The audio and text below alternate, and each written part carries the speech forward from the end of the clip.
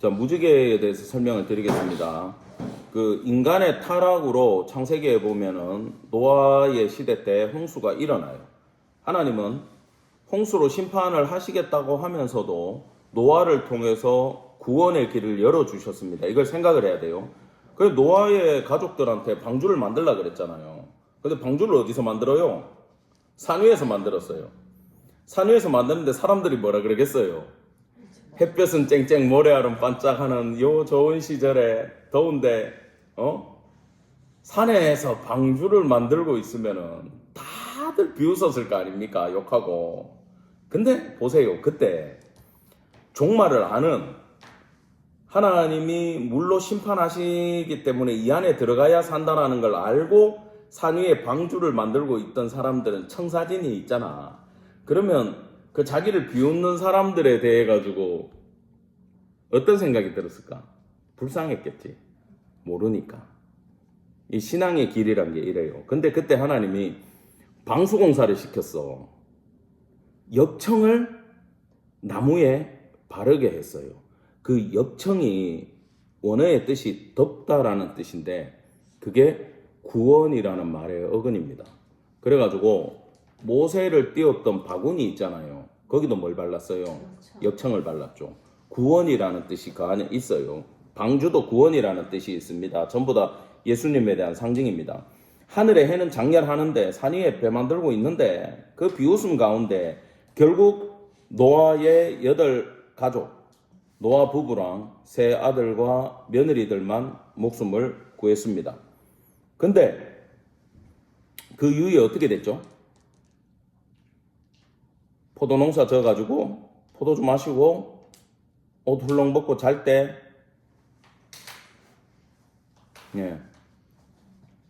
함이 와가지고 그걸 보고 비웃었죠. 그게 영적으로 안 좋은 뜻이라 그랬죠 그때. 그러니까 그 비웃음은 성적인 비웃음이었어요. 그러니까 또 하나님이 멸망시켰던 그 성적 타락의 죄, 동성애나 이런 부분들에 대해 가지고 구원받은 그 사람들이 그 죄를 또 가지고 돌아가지고 함과 가나안이 거기서 또 저주를 받잖아요. 죄가 또 들어왔어요. 또 타락했어요. 기억나죠? 그래가지고 아브라함의 시대로 넘어가는 거예요. 여러분 그러면 노아 홍수를 기준으로 딱 생각을 해보세요. 그 전에 인류랑 이후의 인류의 죄성이 달라졌습니까? 안 달라졌죠? 홍수 이전에도 죄인이고 이후에도 죄인이에요. 조금 기가 죽을 뿐이지. 근데 그 이후에는요. 달의 신을 섬겼잖아. 그게 바벨탑 지구라트입니다. 그 위에서 달의 신을 왜 섬겼어요? 우리가 지난번에는 하나님이 물로 우리를 심판했지만 우리는 이제 그때 달에 의해 가지고 물의 수위가 바뀐다라는 걸 깨달았기 때문에 달의 인력이라는 거는 모르고 달이 물을 조절한다라는 것만 깨닫고 달의 신을 섬길 때예요. 그렇게 또 타락했습니까? 안 했습니까? 또 타락하죠. 인간이란 건 똑같아요. 하나님도 아세요. 그때 하나님이 무지개라는 언약을 주셨어요. 내가 무지개 사진을 띄워주면 좋겠는데 내가 그때 선교지 가가지고 기가 막힌 무지개를 보고 왔잖아. 쫙 진짜 하늘에. 야 정말 멋있더라. 근데 그 무지개 캐세트의 어근은 콧이라고 꾸불이다라는 뜻을 갖고 있어요. 그건 뭔지 압니까? 거기서 뭐가 파생됐는지 아냐? 모르지. 거기서 활이 났어. 활. 그러니까 쏘는 활. 근데 활의 모양이 하늘을 향해 가지고 이렇게 있잖아요. 무지개 모양으로. 그러면 이 상태로 활을 쏘면 어디로 갑니까? 하늘로 올라가죠. 누가 찔려요? 하나님이 찔려요. 그래서 무지개는 하나님이 자기를 찌르는 구원 누굽니까? 예수 그리스도의 상징이 됩니다. 자, 에스겔서 1장 28절 읽어드릴게요. 그 사방 광채의 모양은 비 오는 날 구름에 있는 무지개 같으니 이는 여호와의 영광의 형상의 모양이라. 내가 보고 엎드려 말씀하시는 이의 음성을 들으니. 자, 하나님의 영광의 형상을 무지개라고 지금 에스겔은 이야기하고 있습니다. 지금 하나님의 상징이라는 거예요. 예수 그리스도의 상징입니다. 근데 시편 127편에 가면요, 우리가 정말 잘 아는 본문인데 이 굉장히 많이 쓰이는 본문 구절이에요. 3절까지만 읽어드릴게요.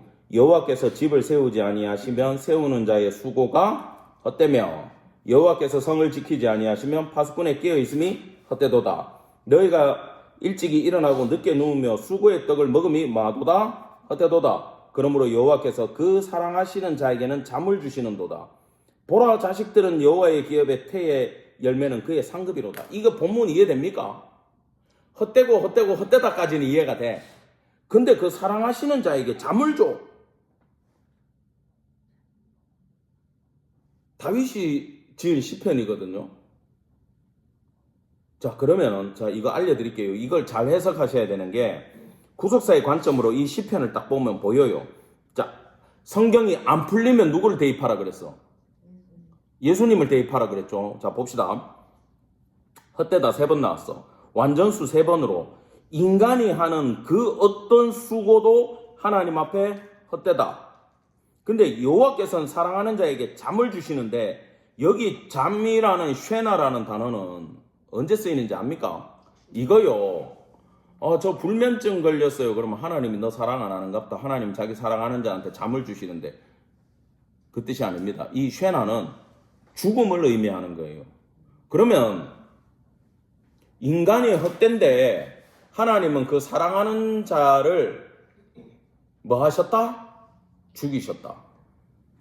사랑하는 자라는 뜻의 이름은 여디디아예요. 여디디아가 누굽니까? 솔로몬이잖아요. 그럼 솔로몬을 죽이시나? 다윗의 가게 솔로몬의 후예로 오실 예수 그리스도를 뭐 하시겠다?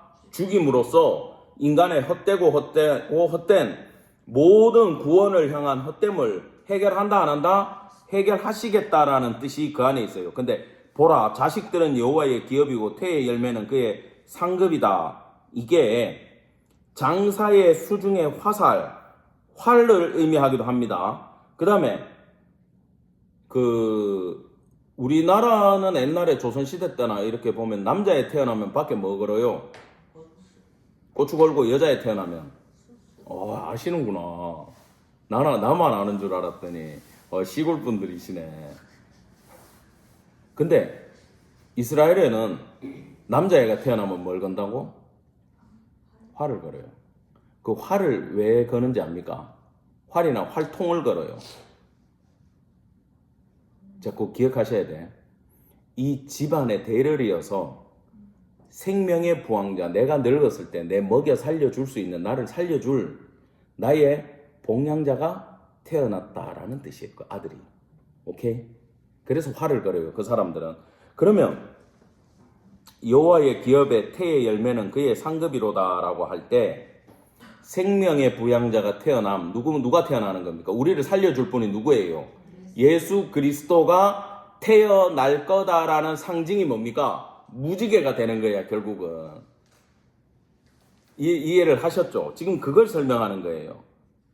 그래서 여기 본문에 무지개가 있어 보좌에 둘렀는데 하면 와 예쁘다로 끝나면 안 돼. 이거 결국은 지금 우리를 구원해줄 자기를 죽이실 예수 그리스도 그분에 대한 상징으로 무지개는 받아들이셔야 됩니다. 자, 4절로 넘어가겠습니다. 또 보좌에 둘러 24 보좌들이 있고 그 보좌들 위에 24 장로들이 흰옷을 입고 머리에 금관을 쓰고 앉았더라. 자, 흰옷 입고 금관 썼어. 승리자의 옷을 입고 지금 금관을 쓰면은 전쟁에서 이긴 왕이라는 뜻이잖아요. 자, 근데 이단들은요, 내가 교주 2만이면은 내 옆에 장로가 몇 명인지 아세요? 24명을 둬요. 모든 사이비들이 대부분 24명의 장로들을 둬요. 왜요? 이거 보고 따라하는 거예요. 내가 하나님의 자리에 올라가고 니들은 24 장로 시켜줄게. 그래 중간 보스들을 딱 둬. 근데 이건 계시록 21장에도 나오는데 1차적으로 이스라엘 12지파 예수님의 12제자를 상징하지만 결국은 누구를 상징하냐면 끝까지 믿음을 지킨 성도들을 상징하는 개념으로 이해를 하셔야 됩니다.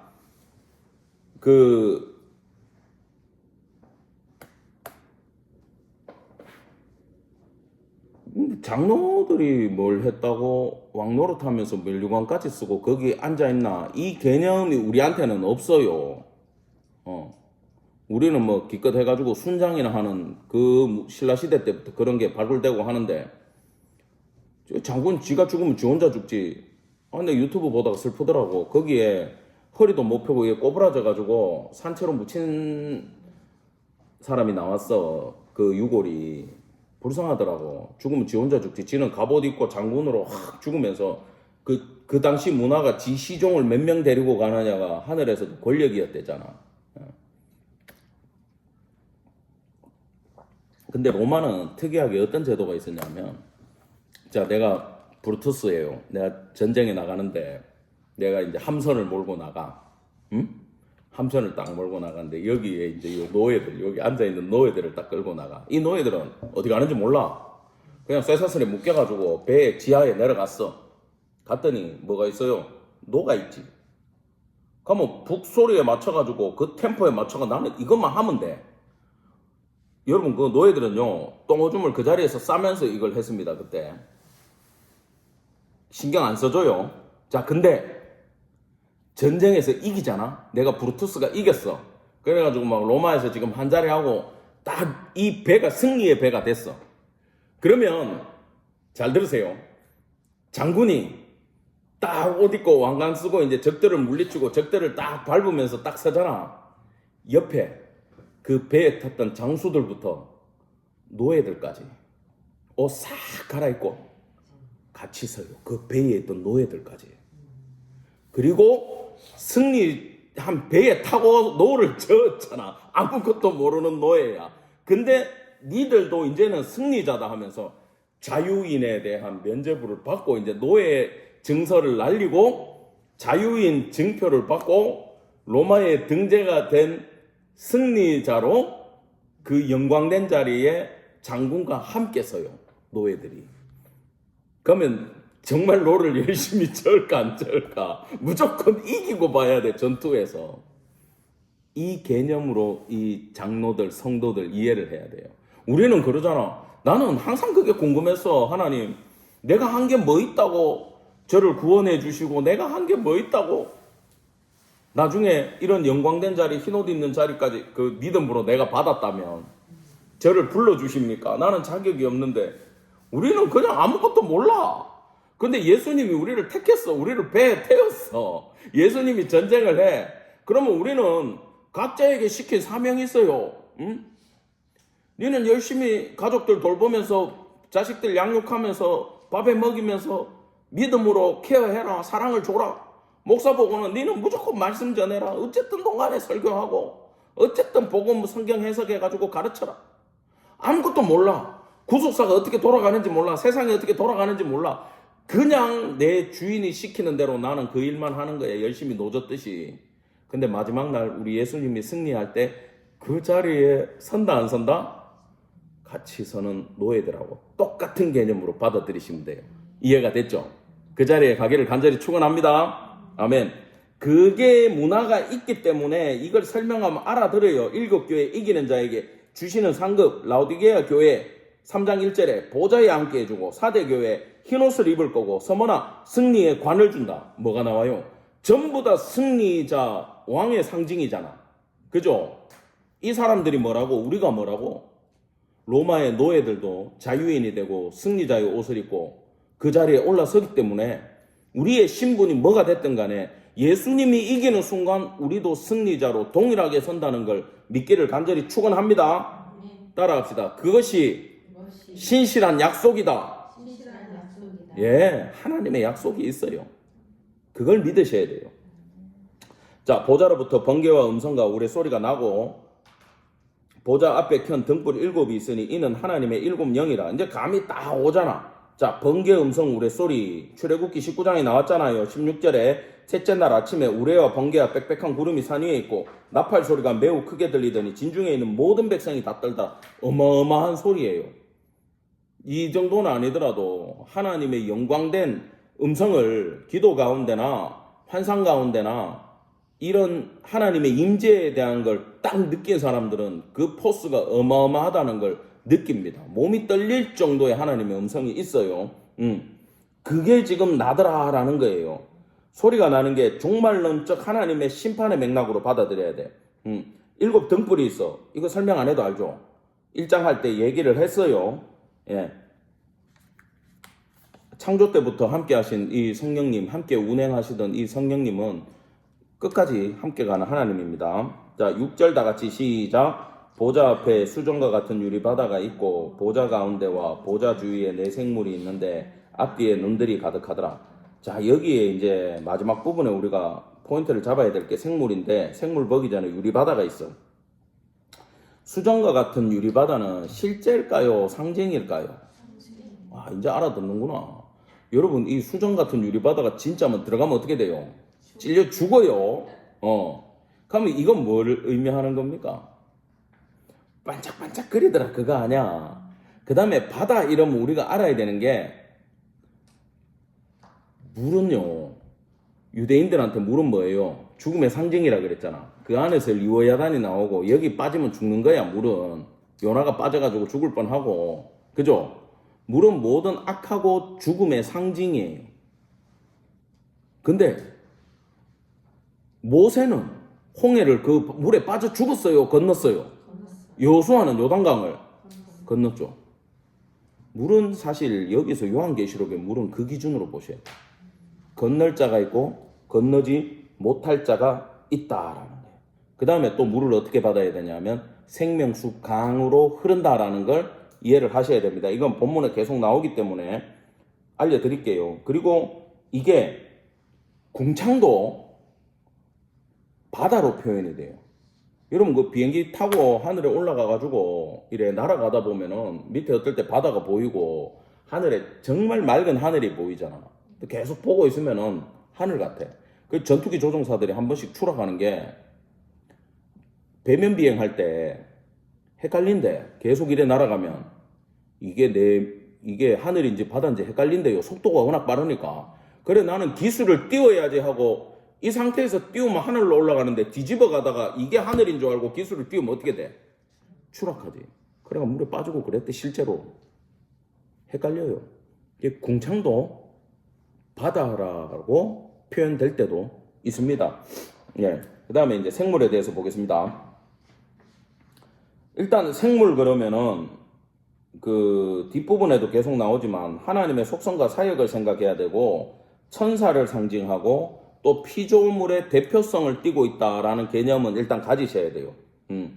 그 다음에 눈들이 가득하다 그러면은 여러분 눈은 뭐 할 때 씁니까? 볼 때 쓰죠.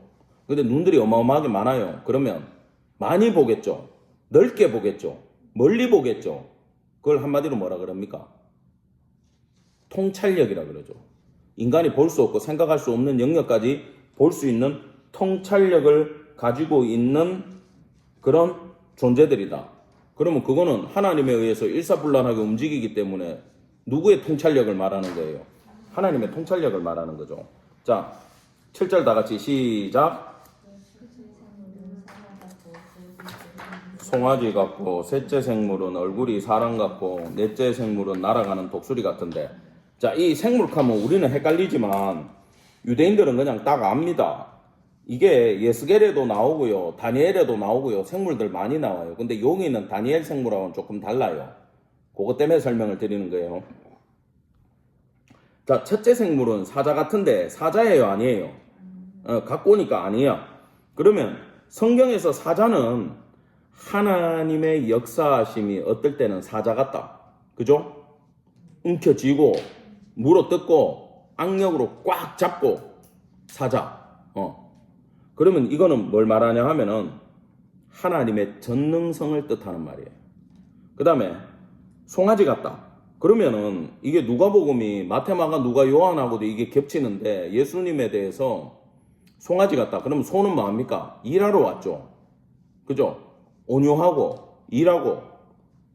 그러면 섬김과 희생을 뜻하는 속성이 송아지적인 속성이에요. 그 다음에 사람 같다. 이건 지혜로운 속성을 말하는 거예요. 그 다음에 독수리 같다. 이거 독수리는 하늘을 날아가잖아요. 그러면 이건 하나님의 초월성을 말하는 거예요. 탁월한 존재, 초월성.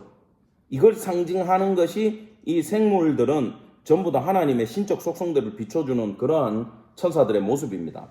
자, 8절 그 생물이 각각 6날개가 있다. 6날개를 가졌다. 여러분 날개가 그 에스겔에 보면은 하나 눈 가리고 하나 발 가리고 하나 날아다니잖아. 그러면 날개가 많다라는 건 비행기로 말하면 제트 항공기가 제트 엔진 2개 있는 게 있고 4개 있는 게 있고 6개 있는 게 있어. 군용은. 그러면 이거는 출력이 다를 거 아니에요. 그러면 날개가 많다라는 건 뭡니까? 스피드를 얘기하는 거잖아. 하나님의 신속성을 의미하는 거예요. 하나님이 일할 때 이 빠른 천사들을 통해 가지고 순식간에 일을 처리할 수 있는 거예요. 자, 거룩하다가 나와요. 여기에 세 번의 거룩이 나오면 온전한 거룩인데, 이게 천사들의 찬양인데 나중에 24장로들의 찬양하고 병행되고 성도들이 드릴 경배와도 병행되고 이사야 6장 3절에 나오는 찬양을 생각나게 하는 찬양이 바로 여기 나오는 거룩입니다. 그래서 여기는 뭐냐? 하나님은 완전하신 분입니다를 설명하고 있어요. 지금 결론적으로. 자, 9절 앞에 별표 같이 읽읍시다. 시작. 그 생물들이 보좌에 앉으사 세세토록 살아계시는 이에게 영광과 존귀와 감사를 돌릴 때에, 자, 그 다음에 11절 같이 시작. 우리 주 하나님이여 영광과 존귀와 권능을 받으시는 것이 합당하오니 스톱. 자, 이게 뭐냐 하면은 황제 숭배할 때 있지 않습니까? 로마 황제들 숭배할 때 그 로마 황제의 숭배의 찬송가 내용하고 겹쳐요. 그럼 이 하나님이 받아야 되는 경배를 지금 땅에서 누가 가로채고 있어요? 황제가 가로채고 있기 때문에 이 찬양을 아는 성도들이 요한계시록을 읽으면 저 인간이 지금 누구 걸 가로채간 거야? 우리 하나님 걸 가로채갔다. 그러면 과연 이걸 받을 자격이 있는 분은 누구신가에 대한 이야기가 지금부터 나와요, 안 나와요? 나오지. 그게 11장 끝에 보면, 자, 주께서 만물을 지으신지라 만물이 주의 뜻대로 있었고 또 지으심을 받았나이다 하더라. 그러면 이거는 창조주요 주권자가 받아야 되는 찬양이잖아요. 그걸 지금 마귀의 앞잡이인 황제가 지금 뭐하고 있어요? 하나님의 찬양을 가로채고 있어요. 자격도 없는 것이. 그걸 설명해 주고 있다는 거예요. 그 다음에 10절 보겠습니다. 24장로들이 보좌에 앉으신 앞에 엎드려 세세토록 살아계신 이에게 경배하고 자기의 관을 보좌 앞에 드리며 이르되, 자, 이 관을 벗어가지고 드리는 게 단순하게 보면은 아유 나는 이걸 쓸 자격이 없네요 하고 드리는 거잖아. 근데 이 모양은 실제적으로 전쟁을 했어. 우리가 내가 이겼어. 그러면 마지막 행사 때 패전국의 왕이 승전국의 왕한테 자기 왕관을 벗어가지고 그 앞에 무릎 꿇고 올려드립니다. 근데 그 지금 승전 행사를 하늘에서 하는데 패전국이 다름 아니라 지금 24장로들이 벗어서 드리는 거잖아요. 근데 같이 아까 전쟁에서 이겨가지고 왕관을 받은 거잖아. 근데 왜 패전국의 모양으로 드리고 있죠? 주님, 우리는 뭐 했는 일이 없는데 우리가 이거 쓸 자격이 없네요. 하나님의 모든 경배와 존귀와 찬송과 영광을 받으시는 게 합당합니다. 우리는 한 게 없어요. 우리가 인내하고 견뎠지만 전부 다 하나님 힘을 주셔서 한 거잖아요. 우리는 자격이 없습니다. 당신 때문에 승리했습니다라고 자발적 영광을 모든 것을 하나님에게 돌리고 있는 모습이 10절의 모습이라는 겁니다. 그러면 이제 이 모습을 바라보는 자들에게 결론적으로 뭐가 생기냐 하면은 이사야 6장 1절에서부터 봤던 하늘 보좌에서부터 주권자의 통치가 이 땅까지 내려오더라. 어떤 세월을 살아가도 우주적인 왕은 하나님밖에 안 계신다. 이걸 생각하고 성도로서 뭘 가져야 돼요?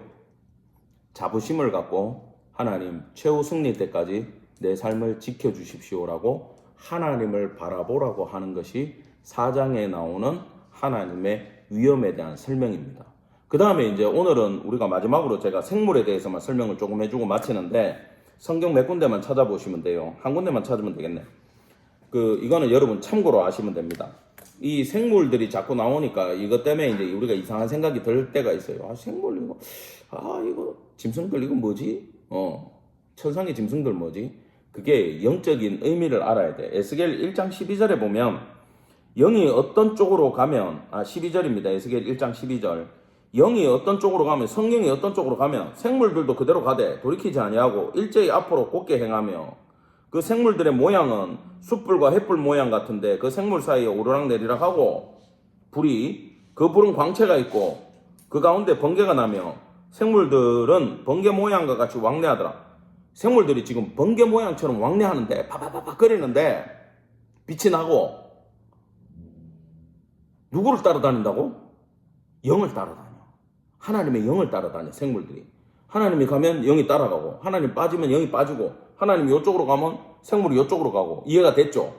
일사불란하게 움직이고 있어요. 이건 뭘 말하냐 하면은 생물이라는 건 첫 번째 의미가 하나님의 심부름꾼이자 하나님의 영을 따라 일사불란하게 움직이는 존재들이고 자의적으로 움직이는 게 있다 없다? 없다. 그러면 교회도 예수를 우리의 머리라 그러잖아요. 그럼 생물을 생각할 때 우리가 해야 되는 건 예수님이 우리의 머리라면 우리도 누구의 뜻대로? 예수님 뜻대로, 성령의 뜻대로 어떻게 일사불란하게 주님이 가라 그러면 가고 주님이 가지 마라 그러면 안 가야 되는 존재들이구나라는 걸 생각을 하라는 거예요. 그 교회에서 있잖아요. 우리가 깨달아야 되는 게 절대 목사를 리더로 두시면 안 돼요. 여러분이 어느 교회를 다니든 어떤 신앙생활을 하든 목사를 영적인 지주로 절대 생각하시면 안 돼. 목사 똑같이 인간이고 똑같은 죄인이에요. 목사 믿으면 안 돼요. 누굴 믿어야 돼요? 예수님 믿으셔야 돼. 예수님의 리더십을 따라가야 돼. 그래서 기도해보고 판단해야 되고 주님의 뜻을 알아가지고 목회자가 그 길을 그러니까 목회자들은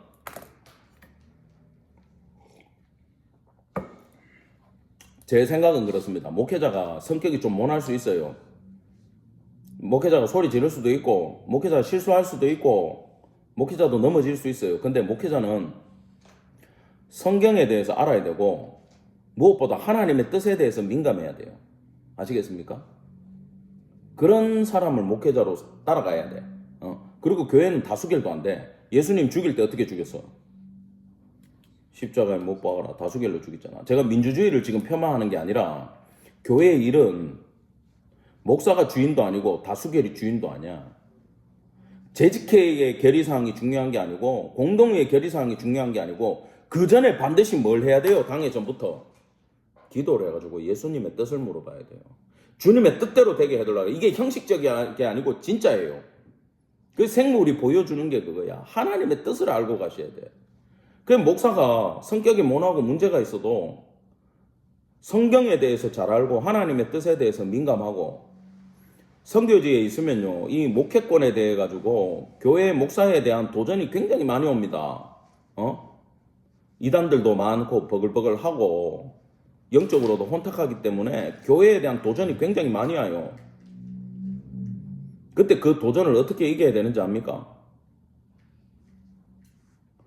그래서 선교사들은 특히 하나님이 나를 부르셨다라고 하는 그 소명이 반드시 있어야 돼. 주님이 나를 불렀고 내한테 양들을 맡겼다라는 소명을 하나님한테 직접 받아야지. 어디 옛날에 기도회 갔더니 은혜 받아가지고 내가 눈물 콧물 다 뽑고 내가 목사가 됐다 이딴 소리 하면 안 돼요. 은혜는 성도들도 다 받아. 근데 주의 종은 반드시 뭘 받아야 돼요? 말씀을 받아야 돼. 부르심, 하나님의 소명을 받아야 돼. 하나님이 나를 목사로 세우겠다. 내가 이제 너를 종으로 쓰겠다라고 하는 이 확신이 반드시 있어야 돼. 이게 있어야 그 어떤 공격에도 넘어지지 않아요. 그럼 하나님께로부터 온 사명을 받아야 돼. 하나님이 나한테 양을 맡겼다. 목양하라 그랬다. 말씀을 가르치라 그랬다. 그게 없으면요, 환난과 핍박이 오면 다 넘어가고 이단들이 공격하면 다 넘어가요. 양들 못 지켜요. 그래서 이게 확실한 목사들이라면 여러분들 그 목사님이 교회를 이끌어 나가고 그분이 기도하는 사람이라면 그때는 그 뜻을 따라주고 이끌어 가는 대로 여러분이 순종을 하셔야 됩니다. 근데 우리는 민주주의로 합니다. 우리는 투표로 합니다. 우리는 선거로 합니다. 기도는 안 하고, 금식은 안 하고, 매달리지는 안 하고, 하나님의 뜻은 안 물어보고, 세상의 방법을 가지고 교회를 다스리면 그 교회는 금방은 사람들의 뜻대로 커지는 것 같은데, 개미와 배짱이요. 겨울이 와보면 알아. 영적으로 준비 안 된 자들은 다 무너지게 돼 있다라는 거예요. 그래서 지금 이 생물들은 그걸 뜻하고 있어요. 그래서 하나님이 운영하고 있다. 그 생물 밑에 적어 놓으세요. 하나님의 뜻대로 운행이 이루어지고 있다라는 뜻이에요. 생물이 있는 건.